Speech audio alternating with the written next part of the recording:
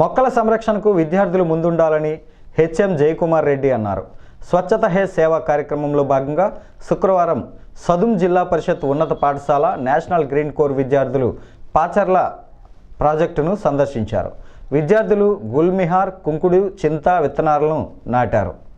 అదేవిధంగా 1000 సీడ్ బాల్స్ను నాటడం జరిగింది.